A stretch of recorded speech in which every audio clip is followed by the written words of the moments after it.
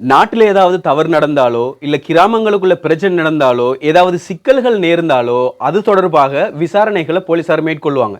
தீவிரவாதிகள் மீது போலீசார் மேற்கொள்வாங்க, திருடர்கள் மீது போலீசார் மேற்கொள்வாங்க, மனிதர்கள் வித்தியாசமான துறைகள்லையும் என்ன செய்வாங்கன்னு சொன்னால் போலீசார் விசாரணைகள் மேற்கொள்வாங்க ஏதாவது ஒரு இடத்துல தவறுதல் அசம்பாவிதங்கள் நடந்தால். ஆனால் இந்த முறை போலீசார் என்ன செஞ்சிருக்காங்கன்னு சொன்னால் விசேடமான ஒரு விசாரணையோடு நடத்த போகிறாங்க குரங்குகள் மீது. குரங்குகளுக்கிட்ட விசாரணையா அப்படின்னு கேட்டால் ஆமாம், அப்படிதான் நடந்திருக்குது. என்னென்னு சொன்னால் சுயேட்சை வேட்பாளரும் தற்போதைய ஜனாதிபதியுமான ரணில் விக்ரமசிங்க அவர்கள் மொனராகல பிரதேசத்தில் ஒரு மக்கள் கூட்டம் ஒன்று ஏற்பாடு செய்திருந்தாங்க. இந்த பிரச்சாரங்கள் செய்கிறதுக்காக வேண்டி, அரசியல் பிரச்சாரங்கள் செய்கிறதுக்காக வேண்டி அவர் ஒரு கூட்டத்துக்கு போயிருந்தார். அப்படி போயிருக்கிற சந்தர்ப்பத்தில் அவருக்கு பாதுகாப்பாக வந்த வண்டி இருக்குது தானே, அந்த வண்டிகள் நிப்பாட்டப்பட்டு இருக்குது. இந்த சந்தர்ப்பத்தில் என்ன நடந்திருக்குன்னு சொன்னால் அந்த குரங்குகள் இருக்குது தானே, குரங்குகள் மரத்துக்கு மேலே ஆடி டான்ஸ் எல்லாம் பண்ணி அப்படி இருக்கிற சந்தர்ப்பத்தில் ஒரு இறந்து போன ஒரு கட்டை என்ன செஞ்சிருக்குன்னு சொன்னால் அந்த வாகனத்தின் மேலே வந்து விழுந்திருக்குது. விழுந்த உடனே அந்த வாகனத்துக்கு ஒரு சின்ன சேதமோ ஏதோ ஒன்று ஏற்பட்டு தானே. இது தொடர்பாக என்ன செய்ய போகிறாங்கன்னா அதிரடி விசாரணை ஒன்று போலீஸார் மேற்கொள்ள போகிறாங்க அப்படின்னு சொல்லி பேப்பரில் போட்டிருந்தாங்க. இதை பார்க்கும்போது கேலியாக இருந்துச்சு, வித்தியாசமாக இருந்துச்சு. அந்த பேப்பர் அந்த அந்த பகுதியை நான் உங்களுக்கு போடுறேன் பாருங்க. இதில் சொல்லியிருக்கிறாங்க ரிலவ் காஸ்டோட நாட்டா, அதாவது குரங்குகள் மரத்துக்கு மேலே ஆடி ஜனபதிக்கு ஆரக்ஷிகரியட் ஜனாதிபதியினுடைய பாதுகாப்பு வண்டியில் திரச்ச அத்தக் வட்டலா, அதாவது இறந்து போன ஒரு கிளையை வீழ்த்தி இருக்குது. இதனால மஞ்சப்பட்டிக்குள்ள போட்டிருக்காங்கன்னு சொன்னா போலீசியின் விசேஷ விமர்சனையா அப்படின்னு போட்டிருக்காங்க. அதாவது போலீசாரால் விசேடமான ஒரு அதிரடியான ஒரு விசாரணை மேற்கொள்ளப்படுது அப்படின்னு சொல்லி அதில் போட்டிருக்கிறாங்க. நான் நினைக்கிற மாதிரி குரங்குகள் நினைச்சிருக்கும் என்ன தெரியுமா, இது நம்மட கூட்டம் தான் வந்திருக்குது, நம்மளோட கூட்டாளி மாதிரி தான் வந்திருப்பாங்க அப்படின்னு நினைக்கிறேன். என்ன காரணம்னு சொன்னால் இந்த ரணில் விக்ரமசிங்க அவர்களுடைய பக்கத்தில் இருக்கிறவங்க எல்லாம் இன்னொரு கட்சியிலிருந்து இன்னொரு கட்சிக்கு தாவினவங்க தானே. அப்போ குரங்குகளுடைய தன்மை என்ன, ஒரு கிளையிலிருந்து இன்னொரு கிளைக்கு தாவுறது. அதே மாதிரி ஒரு கட்சியிலிருந்து இன்னொரு கட்சிக்கு தாவக்கூடிய இவர்களை பார்த்து நம்மட கூட்டாளி மாதிரி தான் வந்திருக்காங்க போல இருக்குது அப்படின்னு நினைச்சிட்டு இது செஞ்சிருப்பாங்க. இப்போ போலீஸார் வந்து இப்போ குரங்குகள் மேலே என்ன செஞ்சிருக்காங்கன்னு சொன்னால் இந்த அதிரடியான விசாரணையை மேற்கொள்றாங்க அப்படின்னு சொன்னால் ரணில் விக்ரமசிங்க அவர்களுக்கு பக்கத்தில் இருக்கிறவங்களையும் அதை விசாரிக்க தான் வேணும்னு சொன்னால் அங்கே இருக்கிறதும் குரங்குகள் தானே. சரி, எது எவ்வாறாக இருந்தாலும் பெட்ரோலினுடைய விலை குறைக்கப்பட்டிருந்தது முந்தைய நாள். இந்த சந்தர்ப்பத்தில் மக்களுடைய ஒரு எதிர்பார்ப்பாக இருந்த விஷயம் என்னன்னு சொன்னால் கேஸுக்கும் விலை குறையும் அப்படின்ற ஒரு எதிர்பார்ப்பு இருந்துச்சு. கேஸுக்கு விலை குறைஞ்சிடுதா அப்படின்னு கேட்டால் விலை குறையல. 3690 ரூபாய்க்கு இன்னும் லிட்ரோ கேஸ் விற்பனை செய்யப்பட்டு கொண்டு வருகிறது. இப்போ லிட்ரோ கேஸ் நிறுவனம் சொல்லியிருக்கிறாங்க என்னன்னு சொன்னால் இனிமேல் நாங்கள் என்ன செய்ய மாட்டோம், இந்த கேஸை குறைக்கிறதுக்கான ஒரு வழியை மேற்கொள்ள மாட்டோம் அப்படின்னு சொல்லியிருக்காங்க. எப்படி அப்பா குறைப்பீங்க, அதான் குறைக்கிறதுக்கு எவ்வளோ குறைக்கலுமோ அந்தளவுக்கு ஃபுல்லாக குறைச்சி வச்சிருக்குது. இதுக்கு மேலே குறைக்கிறதுக்கு அங்கே எதுவுமே இல்லை, குறைச்சி தான் வச்சிருக்கிறாங்க. இது எப்படி இருந்தாலும் இந்த 2024 9ஆம் மாதம் 21ஆம் தேதிக்கு பிறகு 21ஆம் தேதிக்கு பிறகு 22ஆம் தேதி இரவு 12 மணிக்கு நள்ளிரவு 12 மணிக்கு அப்படி இல்லைன்னு சொன்னால் பகல் 12 மணிக்கு உங்களுக்கு எல்லாருக்கும் மெசேஜ் வரும். என்னென்னு சொன்னால் உங்களோட ஃபோனுக்கு மெசேஜ் வரும், கேஸ் முடிஞ்சுதாமப்பா அப்படின்னு வரும்.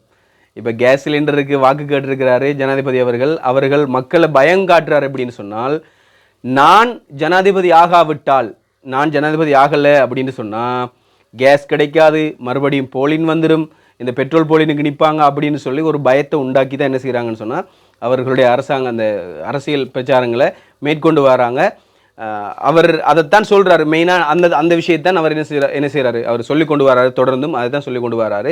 அதே போன்று பெட்ரோல் விலை குறைஞ்சிட்டுது, இனிமேல் பஸ் கட்டணங்கள் குறையுமா, டீசல் விலை குறைஞ்சிடுது, பெட்ரோல் விலை குறைஞ்சிடுது, பஸ் கட்டணங்கள் குறைக்கப்படுமா, அல்லது ஆட்டோனுடைய கட்டணங்கள் 3 வீல் இருக்குது தானே, முச்சக்கர வண்டி ஓடுறவங்க வந்துட்டு அவங்க விலையை குறைப்பாங்களா அப்படின்னு சொல்லி கேட்டால் இலங்கை முச்சக்கர வண்டி சாரதிகளினுடைய சங்கம் அந்த உறுப்பினர்கள் கூறுறாங்க என்னென்னு சொன்னால் பெட்ரோலினுடைய விலை குறைந்தாலும் எங்களுடைய ஆட்டோவினுடைய கட்டணம் குறைக்கப்பட மாட்டாது அப்படின்னு சொல்லியிருக்கிறாங்க. விளைஞ்சா பெட்ரோலில் விலை குறைஞ்சாலும் ஆட்டோ காசு மட்டும் குறையாது அப்படின்னு சொல்லியிருக்கிறாங்க.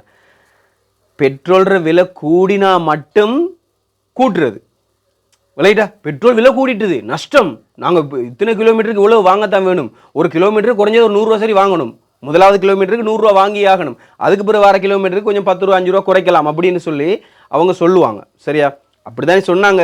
இப்போ பெட்ரோல் விலை குறைஞ்சிருக்குது. இந்த சந்தர்ப்பத்தில் சொல்கிறாங்கன்னு சொன்னால் பெட்ரோல் விலை குறைஞ்சாலும் எங்களுடைய ஆட்டோவுக்கு கொடுக்கக்கூடிய கட்டணங்கள் ஒரு நாளும் குறைய போகிறது கிடையாது அப்படின்னு சொல்லி அவங்க சொல்லியிருக்கிறாங்க.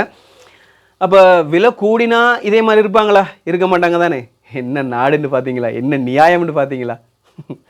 அதே போன்று நாளைய தினத்தில் இருந்து எதிர்வரும் 14ஆம் தேதி வரைக்கும் இந்த எலெக்ஷன் போடுறதுக்கு நமக்கு ஒரு சீட் ஒன்று கொண்டு தருவாங்க தானே, பேப்பர் கொடுப்பாங்க தானே, அதாவது வாக்கு பேப்பர் தருவாங்க. அந்த வாக்கு பேப்பர்களை நாளையில இருந்து நம்ம வீடுகளுக்கு கொண்டு வந்து தரப்போகிறாங்க. 14ஆம் தேதி வரைக்கும் இந்த கொடுக்கக்கூடிய நடவடிக்கைகள் மேற்கொள்ளப்பட போகுது அப்படின்னு சொல்லி தெரிவிச்சிருக்கிறாங்க. அதே போன்று ஒவ்வொரு கட்சிகளும் யார் யாருக்கு ஆதரவு வழங்கலாம் அப்படின்ற ஒரு கோட்பாட்டோட ஒவ்வொருத்தரும் ஒவ்வொரு மாதிரி போயிருந்தாங்க. இப்போ மொட்டு கட்சியில் இருக்கிற நிறைய பேர் வந்து ரணில் விக்ரமசிங்க அவர்களுக்கு போயிருந்தாங்க. ஸ்ரீலங்கா சுதந்திர கட்சியில் இருக்கக்கூடியவங்க, ஸ்ரீலங்கா முஸ்லீம் காங்கிரஸ், இந்த மாதிரியான மக்கள் என்ன செஞ்சிருந்தாங்கன்னு சொன்னால் சஜித் பிரேமதாஸ் அவர்களுக்கு கொண்டு போயிட்டு போட்டிருந்தாங்க. இப்படி ஒவ்வொருத்தருக்கும் ஒரு ஆதரவுகளை வழங்குறதுக்காக வேண்டி ஒரு கட்சியிலிருந்தும் ஒவ்வொரு இடங்களுக்கு போயிருந்தாங்க. இருந்தாலும் இலங்கை தமிழரசு கட்சி ஒரு முடிவு ஒன்று எடுக்காமல் இருந்துச்சு. இலங்கை தமிழரசு கட்சி இப்போ முந்த நாள் மேற்கொண்ட மீட்டிங்கில் இருந்து கிட்டத்தட்ட நேற்றும் வவுனியாவுக்கு போயிட்டு அவங்களோட அந்த ஆஃபீஸில் வந்து என்ன செஞ்சுருக்காங்க, மீட்டிங்கை அரேஞ்ச் பண்ணி இதில் விசேஷமாக கலந்து கொண்டிருந்தது யாருன்னு சொன்னால் இலங்கை தமிழரசு கட்சியினுடைய உபதலைவரான CVK சிவஞானம் அவர்கள் இதில் இணைந்திருந்தாங்க. அதே போன்று தலைவர் P சத்தியலிங்கம் அவர்கள் இணைந்திருந்தாங்க. அதே போன்று பாராளுமன்ற உறுப்பினரான MA சுமந்திரன் அவர்களும் இதில் கலந்து கொண்டிருந்தாங்க, பிரதானமாக கலந்து கொண்டிருந்தாங்க. மற்ற தமிழரசு கட்சியில், அதாவது இலங்கை தமிழரசு கட்சியில் இருக்கக்கூடிய எல்லா உறுப்பினர்களும் அதில் சேர்ந்திருந்து கிட்டத்தட்ட 5 மணி நேரங்களாக அவர்களுடைய மீட்டிங்கை வச்சிருந்தாங்க. அந்த மீட்டிங்கின் போது ஒரு தீர்மானத்துக்கு வந்திருந்தாங்க, யாருக்கு தங்களுடைய ஆதரவுகளை வழங்குறது அப்படின்ற ஒரு தீர்மானத்துக்கு வந்திருந்தாங்க. இந்த சந்தர்ப்பத்தில் சஜித் பிரேமதாஸ் அவர்களுக்கு எங்களுடைய ஆதரவுகளை வழங்குறதாக இலங்கை தமிழரசு கட்சி முடிவெடுத்திருக்கிறாங்க. எது எவ்வாறாக இருந்தாலும் அதிகமான கட்சிகள் வந்து சஜித் பிரேமதாஸ் அவர்களுக்கு ஆதரவு வழங்குறதுக்கு போயிருக்கிறாங்க. இப்போ போகிற நிலப்பாட்டில் போய் பார்த்தால் அனுரகுமார திசாநாயக் அவர்களுடைய கூட்டங்களில் வரக்கூடிய மக்களை வச்சு இருக்கலாம். அப்படி இல்லைன்னு சொன்னால் அவருடைய நிலைமையை வச்சு பார்த்தாலும் சஜித் பிரேமதாஸ் அவர்களுடைய நிலைமை, அவர்களுக்கு வரக்கூடிய மக்கள் இதை வச்சு பார்த்தாலும் இவங்க 2 பேரும் சமமான இடத்துல இருக்கிறாங்க. இப்போதைய நிலைமைக்கு சமமான இடத்துல இருக்கிறாங்க.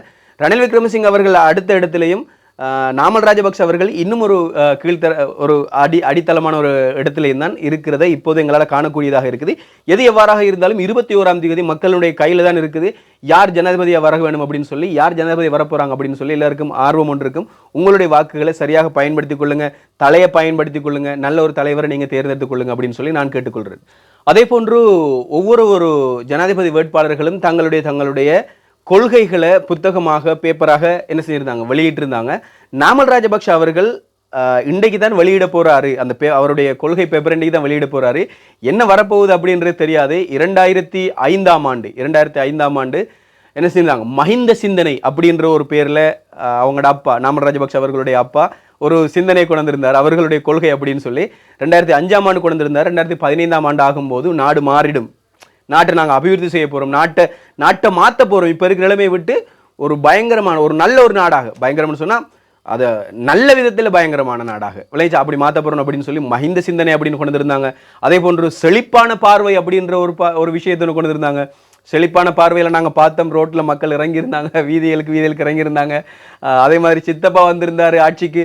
அதே போன்று ஆசியாவினுடைய ஆச்சரியம் என்ற ஒரு கொள்கையை கொண்டு வந்திருந்தாங்க. அந்த கொள்கையில் சரியான ஆச்சரியம் ஏற்படுத்தும் வகையில் விலைகள் எல்லாம் கூட்டப்பட்டிருந்தாங்க. அவங்க கூட்டு தான் இன்றைக்கு வந்து இப்படி விலை குறைச்சி 332 ரூபாயில் பெட்ரோல் நிற்குது. அதாவது அவங்க 117 ரூபாய்க்கு இருந்த பெட்ரோல் 117 ரூபா, 132 ரூபாய்க்கு, 128 ரூபாய்க்கு இருந்த பெட்ரோல் அந்த டைமில் அவங்க செழிப்பாக்கி, அதாவது ஆசியாவினுடைய ஆச்சரியமாக ஆக்கின காரணத்தினால என்ன நடந்துச்சு சொன்னால் 300-400 ரூபாய்க்கு மேலே பெட்ரோல் போயிடுச்சுது.